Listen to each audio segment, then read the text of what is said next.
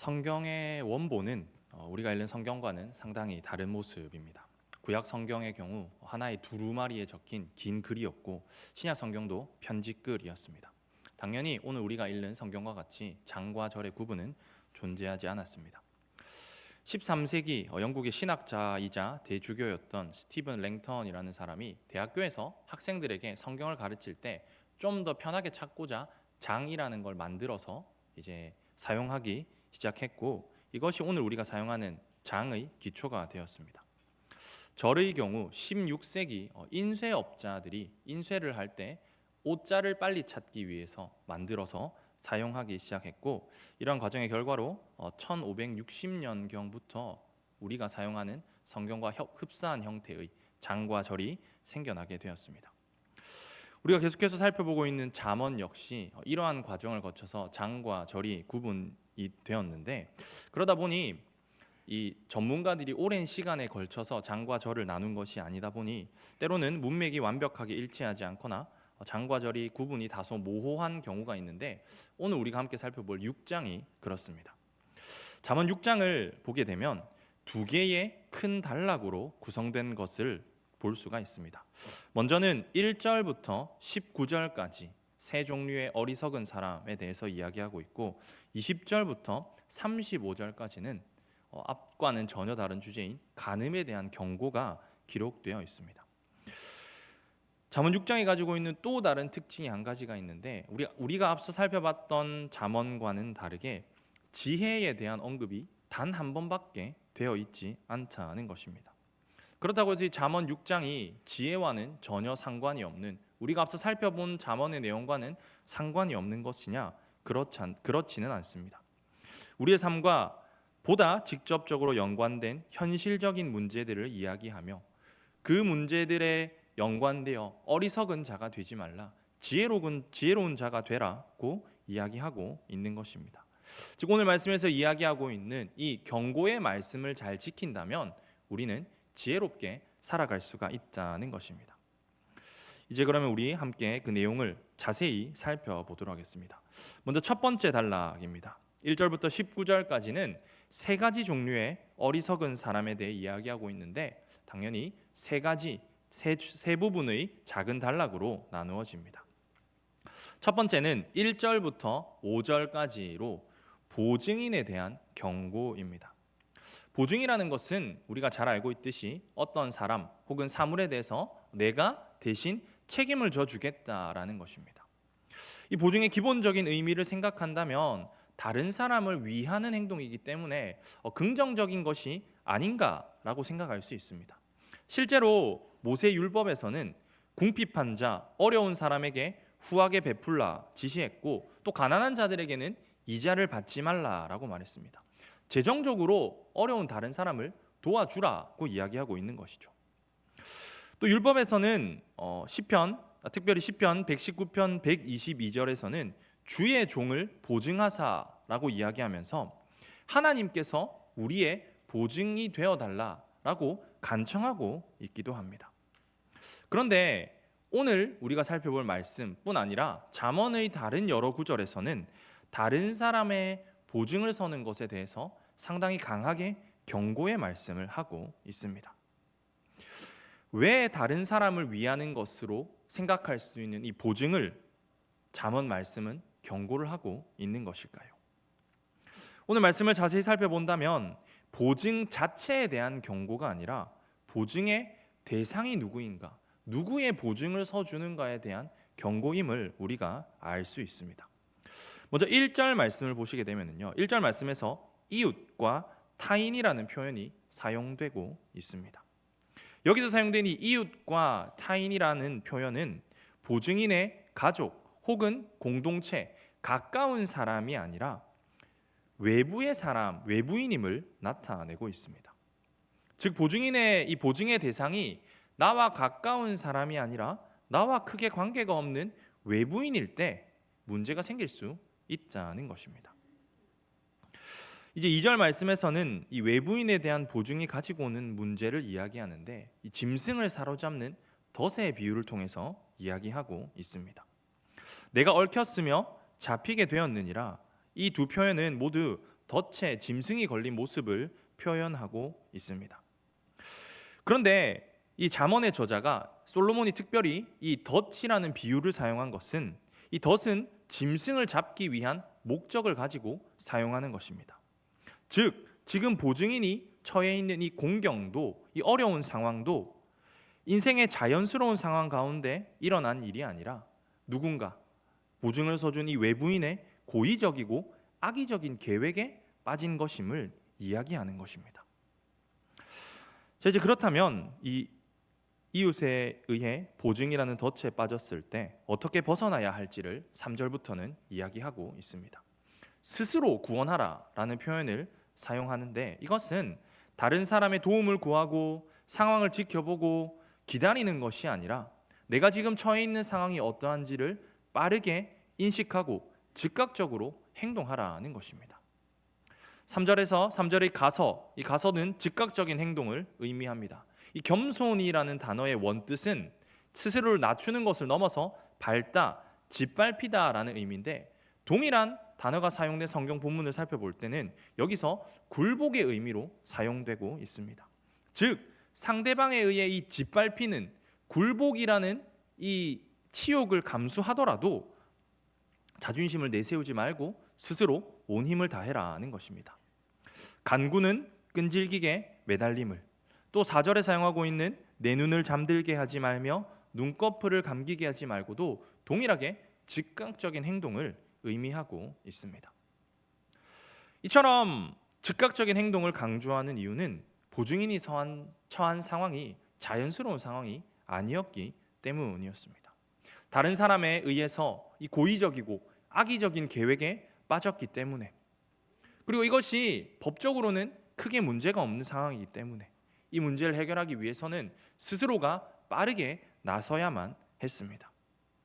신약 성경에서 이야기하고 있는 성가시게 매달리는 과부를 내치지 못한 불의한 재판장이나 끈질기게 졸라대는 이 친구를 외면하지 못한 사람과 같이 즉각적이고 반복적인 요청이 보증인이 처한 상황을 해결할 수 있자는 것입니다.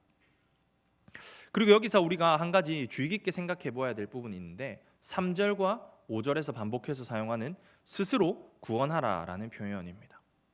이 말씀을 잘못 이해하게 되면 우리가 우리 스스로 처해 있는 문제에서 빠져나와야 된다라고 이해할 수 있는데 이 말씀은 결코 그런 뜻이 아닙니다. 오늘 말씀이 이야기하는 이 스스로 구원하라는 것은 내 죄와 어리석음으로 인해 이 처하게 된 어려운 상황 속에서 하나님이 우리를 위해 일하실 수 있도록, 하나님이 우리를 도우실 수 있도록 우리가 먼저 내 할 일을 다 하라는 것입니다. 덫에 걸린 짐승이 덫에 걸린 것을 가만히 받아들이고 누워만 있다면 그 누구도 그 짐승을 구해주지 않을 것입니다.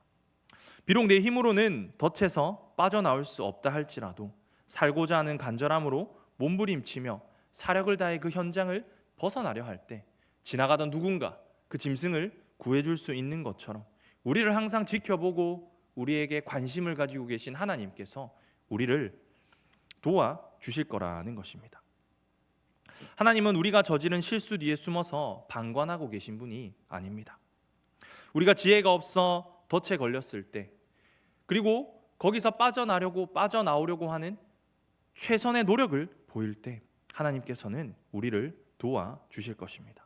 그렇기 때문에 오늘 말씀 3절과 5절에서는 반복해서 스스로 구원하라라는 표현을 사용하고 있는 것입니다.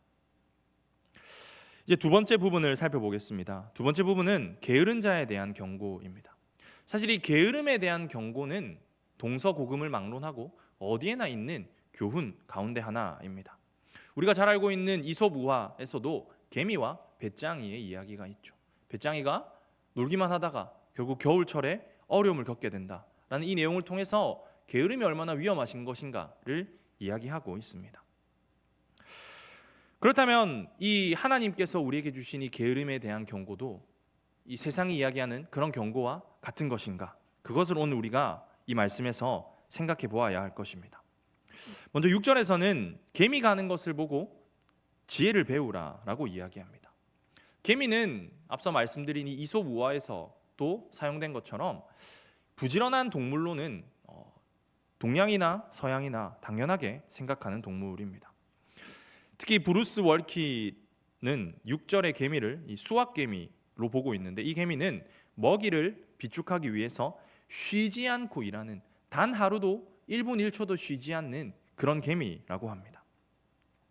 잠언 6장의 저자인 이 솔로몬은 한낱 미물에 불과한, 우리 인간이 마음만 먹으면 언제든지 죽일 수 있는 이 개미와 만물의 영장인 이 인간을 비교하면서 인간의 허물을 오히려 역설적으로 지적하고 있는 것입니다. 즉 6절 말씀만 생각한다면 사실 이 게으름에 대한 경고가 세상에서의 이야기나 이 말씀의 경고나 다르지 않은 것처럼 느껴질 수가 있을 것입니다. 하지만 중요한 것은 바로 7절 말씀입니다. 우리가 오늘 본문 7절 말씀을 함께 읽어보도록 하겠습니다. 시작. 개미는 두령도 없고 감독자도 없고 통치자도 없으되. 지금 두령도 없고 감독자도 없고 통치자도 없다라는 이 말은 사실 게으른 자들이 일반적으로 이야기하는 핑계거리입니다. 그들이 게으른 이유를 이야기할 때 우리에게는 두령도 없고 감독자도 없고 통치자도 없어서 우리를 다스리는 사람이 없어서 우리는 게으르다라고 이야기한다는 것이죠. 실제로 이스라엘 백성의 역사를 살펴보면 특별히 이 사사시대 이스라엘 백성들이 반복해서 죄를 지으며 살아갑니다. 그런데 그들은 그 이유가 그들에게 왕이 없었기 때문이라고 이야기합니다. 그런데 우리는 이스라엘 백성에게 왕이 있을 때 모습도 너무나 잘 알고 있죠. 그들이 하나님 앞에서 엉망진창으로 살아갔던 이유는 그들을 다스릴 자가 없어서가 아니라 그들이 바르게 살지 않았기 때문이었습니다. 하나님께서 왕을 세워달라 요구하는 이스라엘 백성에게 왕을 세워줬지만 이스라엘 백성은 여전히 하나님을 떠나 살았고 결국은 왕이 있음에도 불구하고 이스라엘은 멸망하고 말았습니다. 즉 두령도 없고 감독자도 없고 통치자도 없다. 이것은 게으른 자의 철저한 핑계에 불과하다는 것입니다. 개미에게도 두령도 없습니다. 통치자도 없습니다. 감독자도 없습니다. 하지만 개미들은 열심히 여름철에 일해 겨울철 먹을 것을 비축하여 놓고 또 추수할 때는 양식을 모으며 미래를 대비해 살아갑니다. 현재 나에게 부족한 것에 대해서 원망하고 절망하는 것이 아니라 나에게 주어진 상황 속에서 최선을 다해 미래를 준비하며 살아가는 것, 이것이 게으른 자들이 개미로부터 배워야 할 지혜라는 것입니다. 9절부터 11절은 게으른 자에 대해서 보다 직설적으로 이야기하고 있습니다. 먼저 9절에서 이야기하고 있는 이 누워있는 모습 그리고 잠을 자고 있는 모습은 게으른 사람들에게서 가장 많이 찾아볼 수 있는 모습입니다. 그런데 성경의 다른 부분에서는 이 누워있거나 잠을 자고 있는 모습을 영적으로 극히 침체된 상태나 혹은 영적으로 죽은 상태로 이야기하기도 합니다. 누워있거나 잠을 자고 있는 모습이 영적으로 죽은 상태로 묘사하기도 한다는 것이죠. 따라서 지금 이 게으른 사람들은 육체적으로 게으른 것이 아니라 점점 더 파멸에 가까워져가는 영적인 게으름 가운데 있는 것입니다. 이것은 11절과 연결되어 생각해야 하는데 11절에서는 빈궁 그리고 곰핍을 의노하여 강도와 군사로 묘사하고 있습니다.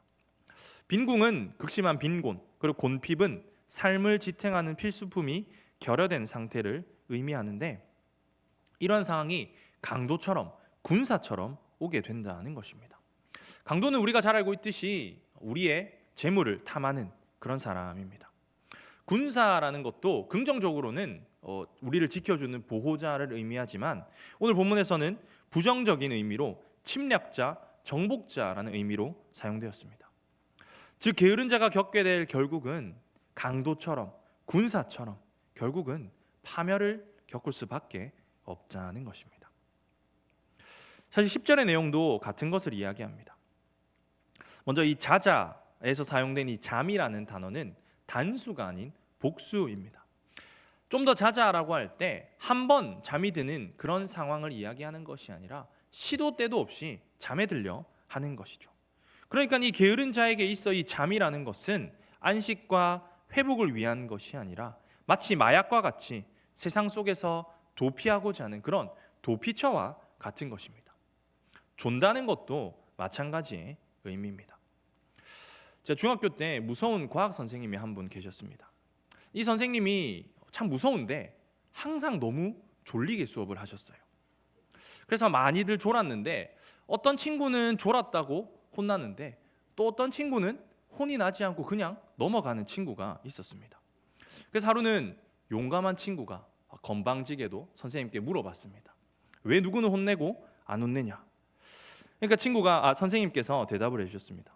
혼나는 친구는 아예 작정하고 잠을 자는 친구고 혼내지 않는 친구는 버티다 조는 친구라서 혼내지 않는다라고 했습니다. 그러니까 지금 오늘 이 말씀에서 좀 더 자자, 좀 더 졸자라고 이야기하는 이 사람들은 내가 정말 버티다 쓰러지는 것이 아니라 포기하고 그냥 그 상황에서 좀 더 자자, 좀 더 졸자 해버린다는 것이죠. 그리고 10절에 사용되고 있는 이 좀 더라는 표현은 얼마 되지 않는 매우 작은 양을 의미합니다. 즉 우리가 인생을 살아갈 때 우리 인생에 있어 힘든 일이 있을 때 작은 어려움, 작은 힘듦에도 그냥 포기해버리고 자자, 졸자 해버리면 그것이 게으른 모습이 된다는 것이죠. 즉 게으른 자에 대한 경고는 내가 갖지 못한 것 때문에 우리가 게을러지는 것이 아니라 인생의 작은 것에서부터 굴복하고 포기해버림으로써 우리 스스로가 게을러지기를 선택하는 것이고 그렇기 때문에 우리는 주어진 상황 속에서 최선을 다하는 이 개미와 같이 개미의 지혜를 배워야 한다는 것입니다. 첫 번째 단락 세 번째 부분을 살펴보겠습니다. 이것은 불량한 자에 대한 경고인데 이 부분은 다시 두 개의 부분으로 나누어 생각할 수 있습니다. 첫 번째는 악하고 불량한 자의 7가지 특징 12절부터 14절까지 기록되어 있고 두 번째 부분은 여호와께서 미워하시는 7가지 특징 16절부터 19절에 기록되어 있습니다. 그리고 15절에서는 앞의 12절부터 14절에 기록된 이 불량한 자의 결말에 대해서 이야기하고 있는데 재앙이 갑자기 내려 멸망하여 살릴 길이 없자는 것입니다. 표를 보면 이렇게 되어 있습니다. 불량한 자의 특징과 여호와께서 미워하시는 것이 있는데 불량한 자의 특징은 기록이 되어 있는데 여호와께서 미워하시는 자의 결말은 기록이 되어 있지 않습니다.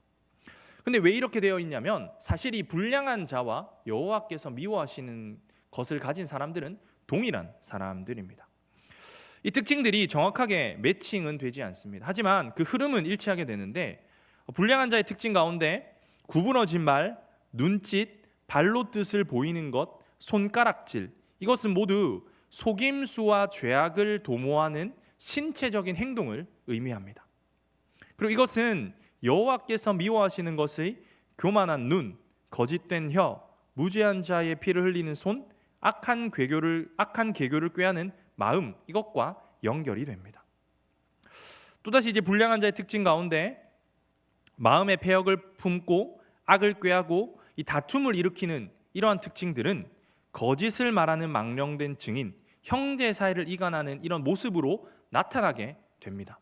즉 불량한 자나 여호와께서 미워하시는 것이나 결국은 재앙이 갑자기 내려 당장에 멸망하여 살릴 길이 없는 그런 결과로 이어진다는 것입니다. 우리가 살펴본 이 첫 번째 단락 세 가지 종류의 어리석은 사람의 경고를 통해서 우리가 생각해야 될 것은 이 세 가지 종류의 어리석은 사람들의 모습을 우리가 살펴봄으로써 그들의 지혜 없는 모습을 본받지 말고 교훈으로 삼아 반대로 지혜로운 자가 되어야 한다는 것입니다. 세 가지 종류의 어리석은 사람의 모습을 교훈으로 삼아 지혜로운 사람이 되어야 한다는 것입니다.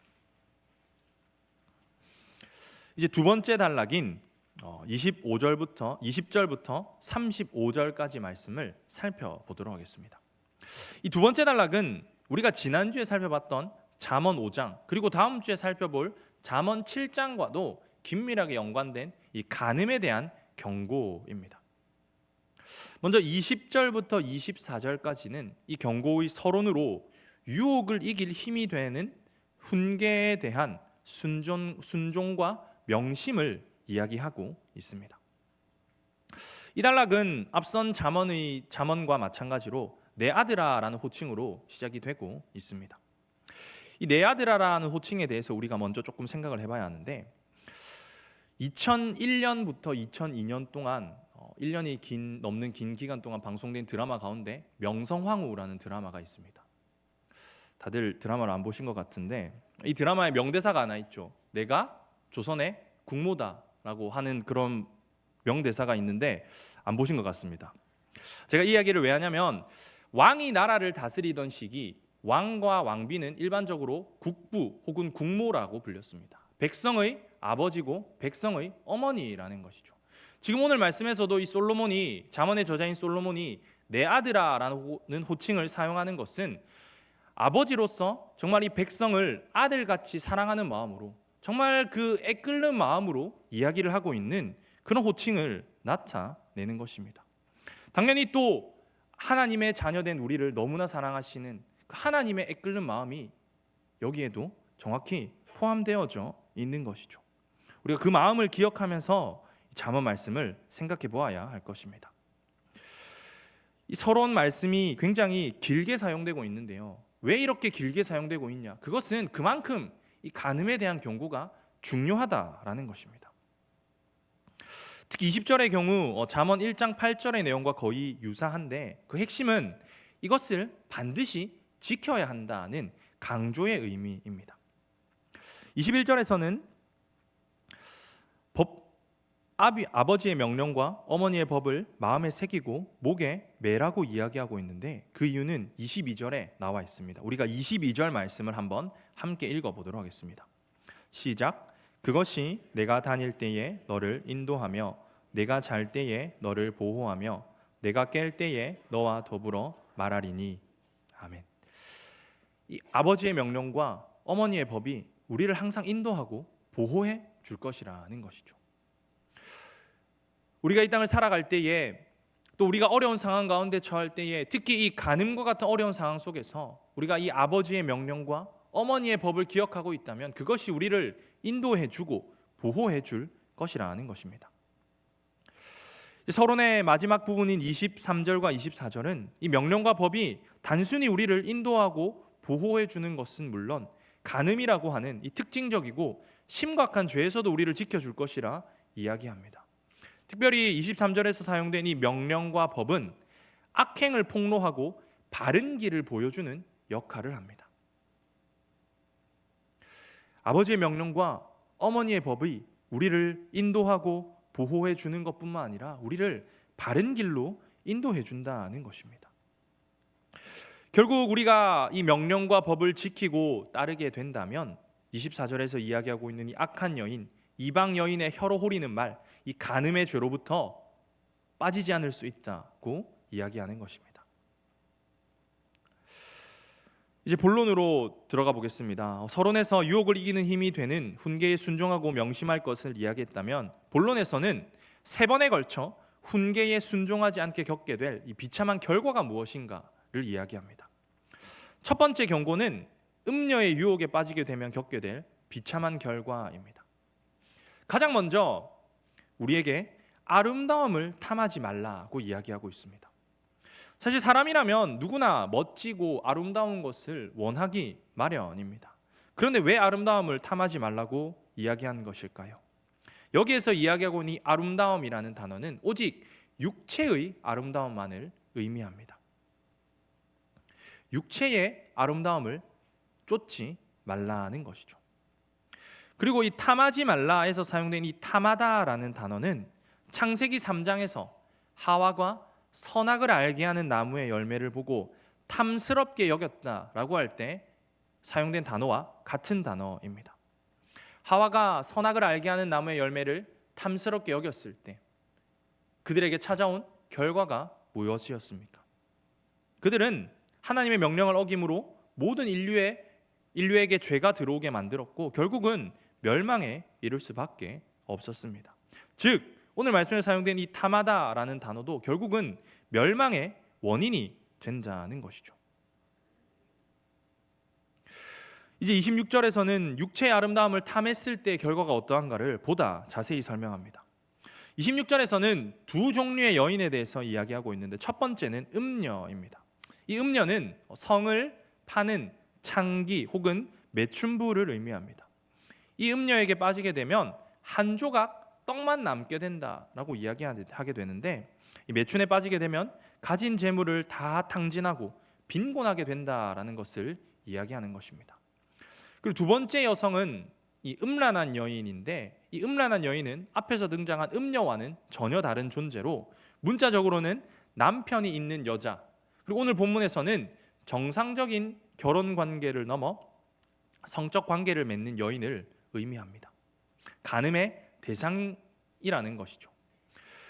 그리고 이 음란한 여인은 생명을 사냥한다라고 이야기하고 있는데, 이는 음녀에게 빠졌을 때는 재산을 탕진하게 되지만 이 간음을 하게 되면은 생명까지도 위협을 받게 된다라고 이야기하고 있는 것입니다.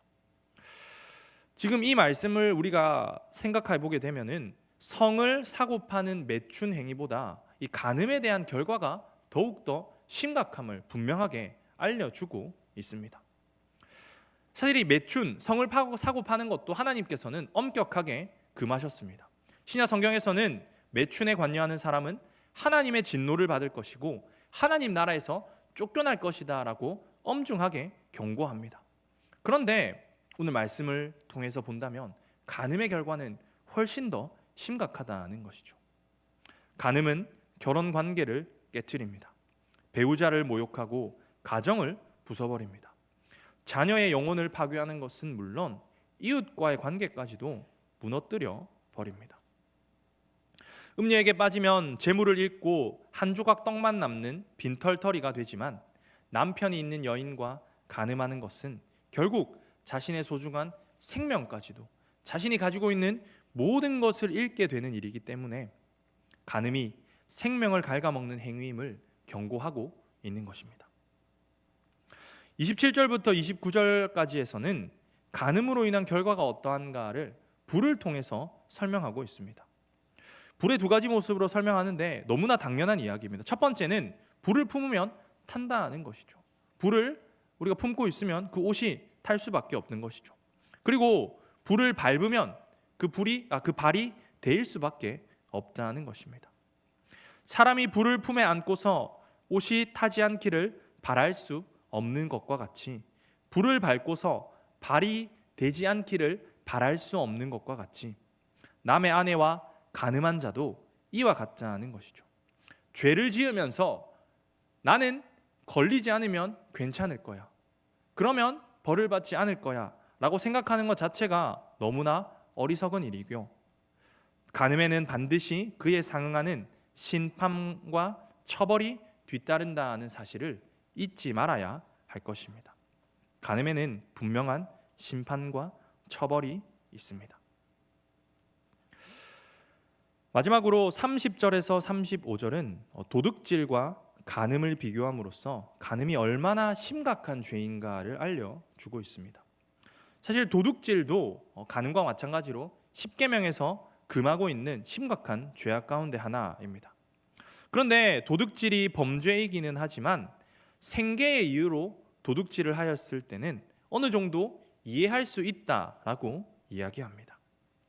우리가 나중에 살펴보게 될 이 잠언 30장에서도 가난하여 도둑질을 하게 될지도 모른다고, 이 생계의 어려움 가운데서 도둑질하는 것은 어느 정도 정상 참작을 할 수 있다라고 이야기를 하기도 합니다. 물론 형편이 좋지 않은 상황이었다고 해서 생계에 문제가 있어서 도둑질했다고 해서 그 죄가 용납되는 것은 아닙니다. 율법에서는 도둑질에 대해 상황에 따라 2배에서 5배로 배상할 것을 규정하고 있고, 이 31절에서는 7배를 배상할 것을 이야기합니다. 이는 유대 사회에서 이 7이라는 숫자가 완전수로 사용되고 있고, 또 뒤에 이어지는 자기 집에 있는 것을 다 내주게 되리라는 말씀을 생각해 본다면 이 도둑질에도 완전한 배상이 뒤따라야 하는 심각한 죄라는 것을 알려주는 것입니다. 사항과 형편으로 인해 어쩔 수 없이 범한 죄라 할지라도 엄중한 책임이 따른다는 것입니다. 그런데 간음은 이런 상황과는 전혀 다른 상황에서 일어나는 범죄입니다. 어쩔 수 없는 상황에서 일어나는 것이 아니라 개인의 결정이고 선택으로 일어나는 죄입니다. 따라서 간음에는 반드시 심판이 따를 수밖에 없는 것입니다. 32절에서는 이 간음을 하는 자를 무지한 자라고 이야기하고 있습니다. 여기서 사용된 이 무지한 자라는 표현은 마음이 텅 비어 생각이 없는 사람이라는 뜻으로 음란과 정욕의 노예가 되어 생각하고 판단할 수 있는 능력이 완전히 사라진 사람을 의미합니다. 음란과 정욕의 노예가 되어 생각하고 판단할 수 있는 능력이 완전히 사라진 사람을 무지한 자라고 이야기하고 있는 것입니다. 당연히 정상적으로 생각하지 못하고 행동하지 않기 때문에 그 결과는 영혼을 망하게 하는 이 삶의 모든 영역이 완전히 무너져 버리는 그런 결과로 이어집니다. 33절에서는 이 간음이 발각되었을 때 어떠한 파멸의 모습이 나타나는가를 구체적으로 이야기합니다. 먼저 상함이라는 것은 육체적인 어려움을 의미합니다. 육체적으로 상처를 입거나 다치는 그런 모습을 의미한다는 것이죠. 두 번째로 이 능욕은 치욕, 수치, 불명예를 뜻하는데 대중 앞에서 당하게 되는 공개적인 치욕을 의미합니다. 몸만 다치는 것이 아니라 사회적으로도 치욕스러운 상황에 처하게 된다는 것이죠. 그리고 이제 부끄러움을 씻을 수 없다라는 이 표현은 간음으로 얻게 된 이 상함과 능욕이 일시적인 것이 아니라 계속해서 지속되는 영구적인 고통임을 나타내는 것입니다. 씻을 수 없다는 것은 간음으로 인해 얻게 된 상함과 능욕이 영구적인 고통임을 나타내는 것입니다. 왜 이처럼 간음이 영구적인 상함과 능욕을 얻게 하는가? 34절과 35절에서 이야기하는데 이 원문을 살펴보게 되면요, 왜냐하면이라는 것이 가장 먼저 기록되어 있습니다. 즉 영구적인 이 고통의 이유가 34절과 35절에서 나오게 되는데, 간음한 여자의 남편을 생각해 본다면 이 남편은 자기 아내의 정신적, 육체적인 이 부정을 생각할 때에 당연히 분노할 수밖에 없습니다. 당연히 간음한 당사자와는 원수와 같은 존재가 될 것이고 원수를 갚을 기회가 있을 때 결코 그를 용서하지 않을 것입니다. 특히 34절에서는 원수 갚는 날이라는 표현을 사용하고 있는데 이것은 기회가 되었을 때 원수를 갚겠다라는 그런 의미가 아니라 특정한 시기를 의미합니다. 간음이 계획적인 계획 아래에서 이루어지듯이 이 간음한 여자의 남편의 복수도 철저한 계획 아래서 이루어질 것임을 이야기하고 있는 것입니다. 뿐만 아니라 자신의 아내와 간음한 사람에 대한 남편의 분노는 너무나 커서 어떠한 방법으로도 무마시킬 수가 없습니다. 어떠한 보상도 받지 않을 것이고 많은 선물을 주더라도 듣지 않는다 이야기하고 있는데, 간음한 사람이 어떠한 노력을 한다 할지라도 남편의 분노는 결코 사그라들지 않고 반드시 보복을 당하게 된다라는 의미입니다. 어떠한 노력에도 반드시 보복을 당하게 된다는 것입니다. 배가 고파서 생계의 이유로 어쩔 수 없이 무언가를 훔친 도둑은 사람들에게 동정을 사기도 하고 또 배상을 하기만 하면 그 문제로부터 해결될 수 있을지도 모릅니다. 하지만 간음은 그렇지 않다는 것입니다. 간음에는 반드시 좋지 않은 결과, 심판과 처벌이 따라오게 됩니다. 무지함과 욕망의 선택이기 때문에 처벌과 심판으로부터 결코 벗어날 수 없을 것입니다. 결국 두 번째 단락이 우리에게 주는 교훈은 간음은 재물을 넘어 생명과 영혼을 파괴하는 치명적인 죄이기 때문에 하나님의 법과 명령으로 스스로를 철저히 지켜야 한다는 것입니다. 간음의 죄는 재물을 넘어 생명과 영혼을 파괴하는 치명적인 죄이기 때문에 아버지의 명령과 어머니의 법으로 스스로를 철저히 지켜야 한다는 것입니다. 말씀을 정리하도록 하겠습니다. 오늘 말씀 속에서는 유독 경고와 심판의 이야기가 많아 사실 좀 무겁게 느껴질 수도 있습니다. 세 종류의 어리석은 사람이 등장하고 또 간음이라는 심각한 죄에 대해 이야기하다 보니 이것들이 우리에게 더 무겁게 느껴질지도 모릅니다. 하지만 오늘 본문 23절이 이야기하고 있듯이 명령은 등불이요 법은 빛이요 훈계의 책망은 곧 생명의 길이라는 것을 우리는 기억해야 할 것입니다. 즉 잠언 6장을 통해서 하나님이 우리에게 하시는 말씀은 우리에게 경고와 심판을 하시는 것이 아니라 지혜를 가지고 이 지혜가 우리를 지키는 등불이라는 것을 분명히 기억하고 지혜롭게 살아가라는 것입니다. 우리가 하나님의 말씀을 마음에 새기고 목에 매는 이유는 그 말씀이 우리가 잠들 때 우리를 지키고 우리가 깰 때에 우리와 더불어 말하며 우리의 결국을 생명의 길로 인도하기 때문입니다. 우리가 이 말씀을 기억하시면서 남은 한 주 그리고 앞으로의 삶을 살아갈 때 오늘 말씀 속 경고의 말씀을 지키고 지혜를 가지고 어리석음의 덫에 빠지지 않아 생명의 길로 항상 하나님과 동행하는 우리 모든 성도님들이 되기를 간절히 소망합니다. 아멘.